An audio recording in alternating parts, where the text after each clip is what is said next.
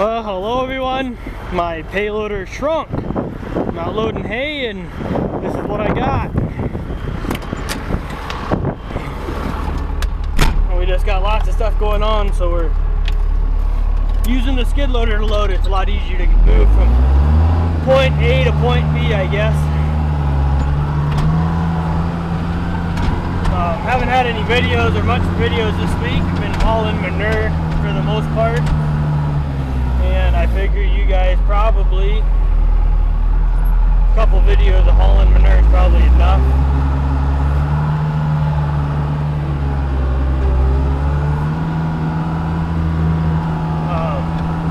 Had our first baby calf today, and today is Thursday.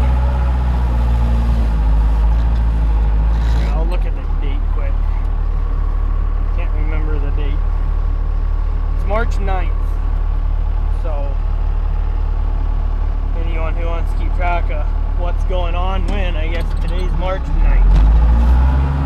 And we're supposed to get some more snow, so I'm hauling some more hay. I really don't want to haul it right now, but I'm afraid if we get more snow, since the frost is out of the ground, we might not be able to get it. So I'm just doing my best to get it hauled so we don't have to worry about it later in the year here as the spring keeps coming along and we get rain and more snow, and I guess we're going to start calving now, so obviously we are going to be probably pretty busy doing that, so I guess this will be one job to be glad to get done. Got the hired man, he's hauling with our gooseneck pickup and the flatbed trailer behind that, and we'll see, hopefully he does pretty good. I think he might finish us off if I don't get it done. A little slower loading with my little old skid loader here.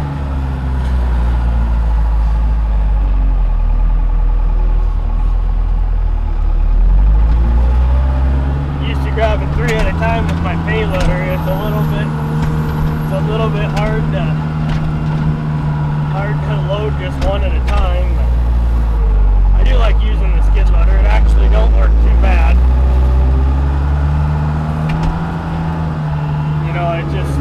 It maneuvers around pretty well. I'm parking a long ways away from my pile because I'm trying not to leave any more ruts and stuff than I have to. Trying to be careful. This isn't our ground, this is some hay my dad bought. I'm just trying to be considerate and not try to track it up for the guy. And the skid loader, that's one thing that they're bad about, is once the frost goes out, it's a little hard to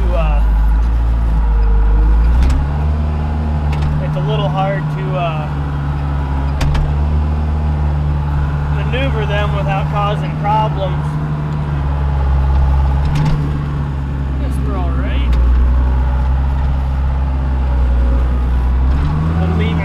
We're leaving some tracks, but most of these aren't hurting anything. They're not that deep, but if I'd start turning on a dime all the time, with the truck parked fairly close, it would end up being a mess.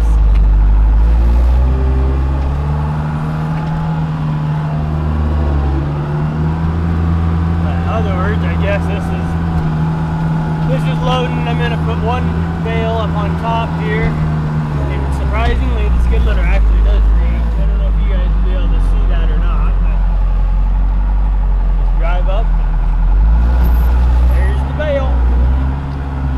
So anyhow, I guess I thought I'd kind of do a brief little update on what's going on here at the farm and why I haven't got any interesting videos up.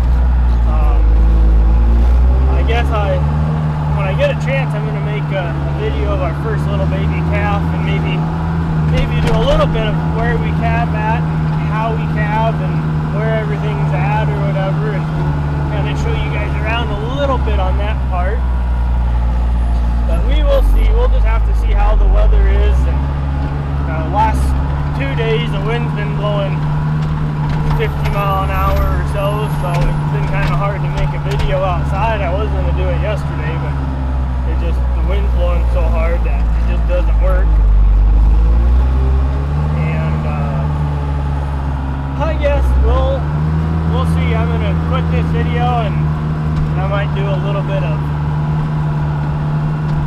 I'll probably leave it on, I guess. I'll probably do a high-speed video of the rest of this, and then I might do some more talking when I'm unloading them. I don't know if I'll do any more while I'm driving or not. Guess we'll have to see how I feel.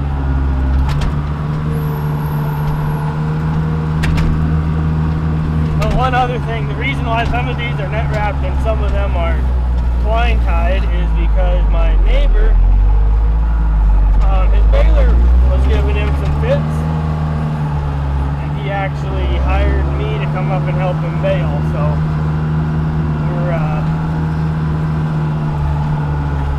his bales are twine tied and the bales I made were net wrapped.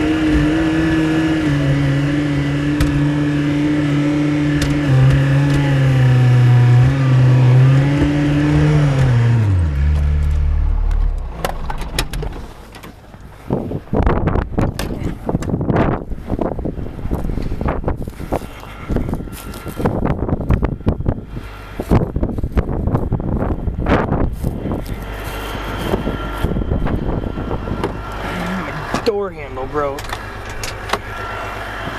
To get in from the outside, so I hope I continue to have enough traction to get out of here. Oh yeah. There we go, we're rolling. That's as brave as I'm gonna get trying to shift. I'm gonna just keep her rolling now, I guess. Check my phone, make sure no one important tried to get a hold of me. Nope. But it'll be nice to get all this hay hauled. I got quite a bit of manure hauled. I think I'm up to like 70 or 80 loads. Actually, I haven't counted them lately. Been thinking we should be getting cows, and finally now we got those cows. It's pretty nice. You ain't got to worry about that. It's nice to just get started, I guess. But here before long we'll be going like I don't know, we'll be busier than heck.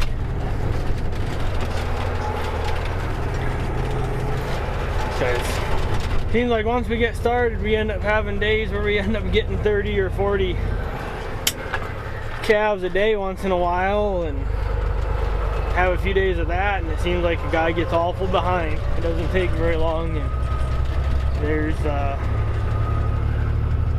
just so much to do with tag in and check in, and now that it's gotten cold today, you know, it was in the 60s and 70s, and now it's not cold, but it's cold compared to what it was. It's sure nice to calve when it was 60 out.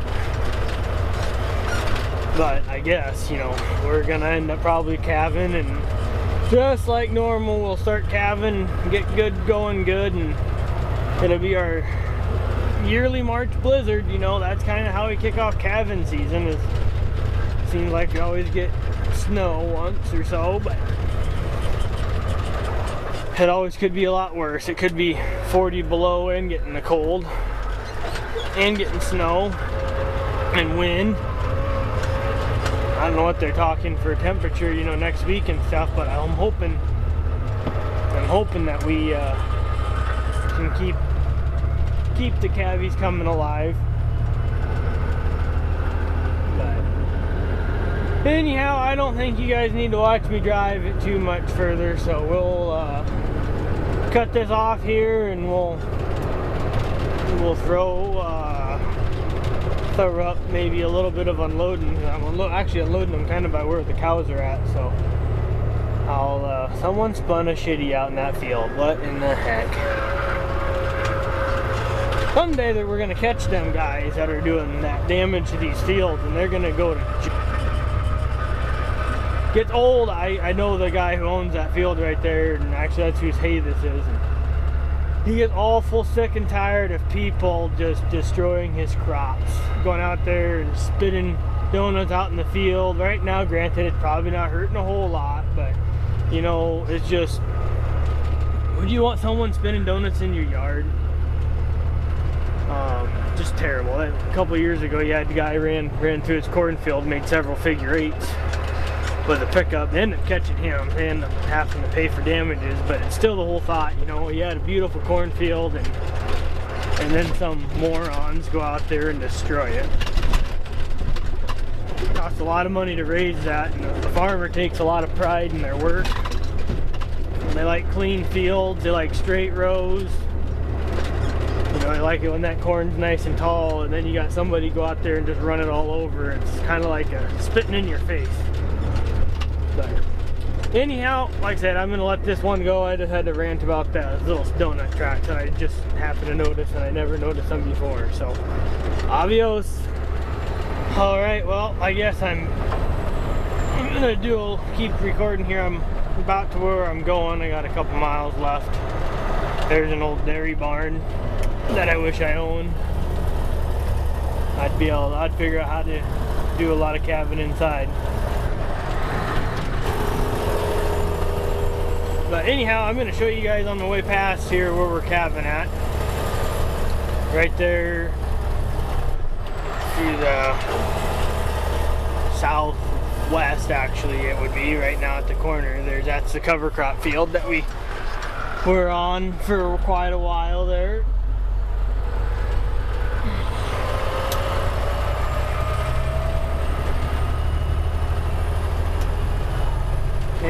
see pretty soon we'll be up to where where our cows are at, and that's where they're gonna calve unless the weather gets bad. We'll lock them up more, I guess you can say tight, I guess. You know, instead of having 100 acres to run on, we'll give them 10 while the weather's bad, so it makes it a lot easier to check them. It's a cornfield back there and a cover crop, about half and half or so. Been just feeding them a supplemental feed right now, so it has high protein and energy in it, but we're only feeding about half what they actually need, so they're still going out to roughage. But here, the cornfield, you can see that's actually where we're calving at. And it goes probably 100 and some yards across on the other side of them trees. You can just see the back. Oh, there's all the cows right now. They're all spread out. And we used to calve more in a more confinement area, and we found that yes, on the blizzard conditions and crappy conditions, that's the only way we can do it. But when it's nice out at all, it's better. We figured out it's better just to throw them out here on the cornfield, and it's close to the barn to get one cow in or whatever. It does take a long time to check them when they're spread out like that, but we also don't have a lot of problems with mud. And we used to let them go into the confinement area to get water, but then they constantly had the water was always there, and it just was not really that ideal of a situation. So we ended up digging a water line in. This is the first year we've done it, and I'm really glad we did. Cost quite a bit of money, but I mean really not. I think it's cost like $1 or $2 a foot. And anyhow, we got this water line dug in, and we put a tank up here out of the way, so now when you know the tank doesn't run over, we just take the hose off and take it to the yard and drain it at night. Leave the tank full. When it's nice out, we just leave the float on the tank. But it's been getting cold enough at night, we've been taking it off, and this is kind of a corner and a half, so that's why I'm watching what I'm doing here. But yeah, there's our water tank and the cows you can see, and for the most part it doesn't get wet around it and stuff, because you know it doesn't run over, and it's uphill, so when it does run over, it runs down the hill, and it's just been working out really good for us. If it gets muddy in that spot, we can always move the tank a little bit different area if we needed to, but we will see. We normally don't pile hay up on here. We normally park equipment and stuff, but we've decided that this spot's better off being used as a hay yard. It's close to the main farm yard right down there, so it's easier to get stuff moved. If anybody wants an 8-row corn planter, I guess I got one for sale. I actually got a 16-row for sale too, but we didn't pay a whole lot. I think we paid, maybe a couple thousand for it. I've done some work to it, but right now it's actually missing some pieces. So if someone actually close enough would be interested in it, I guess there it is. It's an 8-row narrow. Probably wouldn't want a whole lot of money for it just to get it out of my way. And then we got a couple flex heads there, and then we've got a 30-row or a 30-foot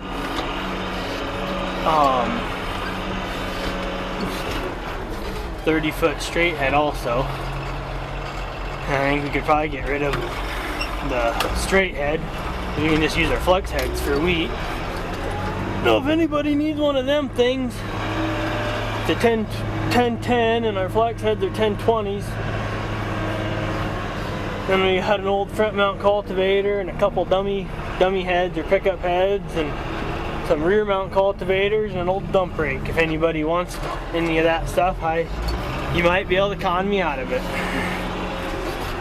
I might not be able to con Dad out of it, but I can sure try if I actually had someone that wanted it.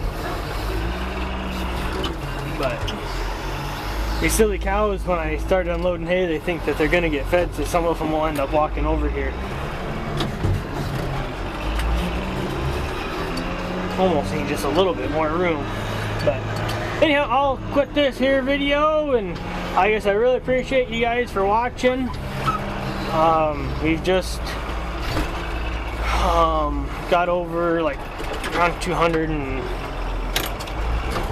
something subscribers now. I can't remember for sure, but I appreciate all you guys watching. I guess I'm glad you guys enjoy mostly of what I do and stuff, and it's just awful nice to put out videos for other people's enjoyment and they actually like them. So please comment, rate, and subscribe for more. Like I said, I appreciate all you guys watching. Thanks. Bye.